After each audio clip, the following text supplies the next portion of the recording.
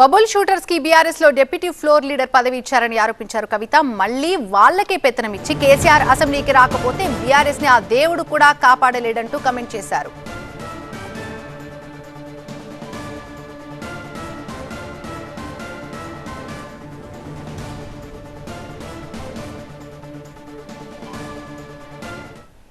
ఈ బబుల్ షూటర్స్గా చెప్పుకునేటటువంటి వాళ్లకు deputy floor leader పదవులు ఇచ్చి మరి వారితోని జవాబు చెప్పిద్దామంటే ప్రజలకైతే విషయం అర్థం కాదు, మ్యాటర్ పోదు.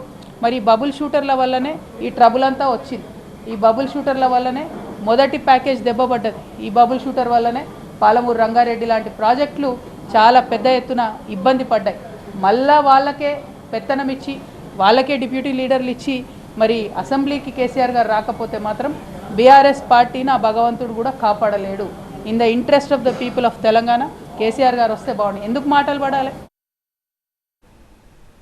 కేసీఆర్ ని సీఎం రేవంత్ ఉగ్రవాదితో పోల్చడం సరికాదన్నారు కవిత. కేసీఆర్ అసెంబ్లీకి వచ్చి ఆరోపణలకి సమాధానం చెప్పాలని కోరారు. ఒక ఉద్యమ నాయకుడిని పట్టుకొని టెర్రరిస్ట్ కసబ్తో కంపేర్ చేస్తూ ఒకసారి ఉరేయాలి, రాళ్లతో కొట్టాలి అనేటటువంటి మాటలు ఏవైతే మాట్లాడినరో అది ముఖ్యమంత్రి పదవిలో ఉన్నటువంటి వ్యక్తులు మాట్లాడే మాటల్లాగా లేవు. దీన్ని మేము చాలా తీవ్రంగా ఖండిస్తూ ఉన్నాను. మరి ప్రత్యేకించి నేను కేసీఆర్ గారి బిడ్డగా రేవంత్ రెడ్డి గారు అట్లాంటి మాటలు మాట్లాడుతూ ఉంటే నా రక్తం మరిగిపోతూ ఉంది. ఎందుకోసం అంటే చేసినటువంటి ఉద్యమం, చేసినటువంటి త్యాగం, వచ్చినటువంటి రాష్ట్రం డెఫినెట్గా కేసీఆర్ గారి ఉద్యమ ఫలితమే.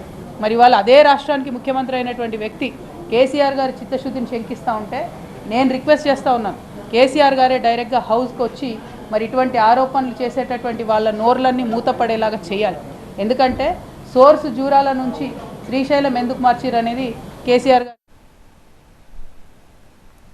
తాను ఎమ్మెల్సీ పదవికి రాజీనామా చేసి 4 నెలలవుతున్నా రాజీనామాను ఆమోదించడం లేదన్నారు జాగృతి అధ్యక్షురాలు కవిత. రాజీనామా ఆమోదించే ముందు కౌన్సిల్లో తనకు మాట్లాడే అవకాశం ఇవ్వాలని మండలి చైర్మన్ని కోరినట్టుగా తెలిపారు. నేను రాజీనామా చేసి దాదాపుగా 4 నెలలు, రేపు 3వ తారీఖు అయితే 4 నెలలు అవుతుంది. కానీ ఇంతవరకు గౌరవ కౌన్సిల్ చైర్పర్సన్ గారు నా రాజీనామాను ఆమోదించలేదు. అందుకనే ప్రత్యేకించి ఇవాళ వారిని వచ్చి కలిసి మరి నా రాజీనామాను ఆమోదించే ముందు నాకు ఒక్కసారి కౌన్సిల్లో మాట్లాడే అవకాశం ఇవ్వాలని చెప్పి వారిని రిక్వెస్ట్ చేయడం జరిగింది. మరి మోస్ట్ ప్రాబబ్లీ 5వ తారీఖు అవకాశం ఇస్తామని చెప్పి వారు చెప్పడం జరిగింది.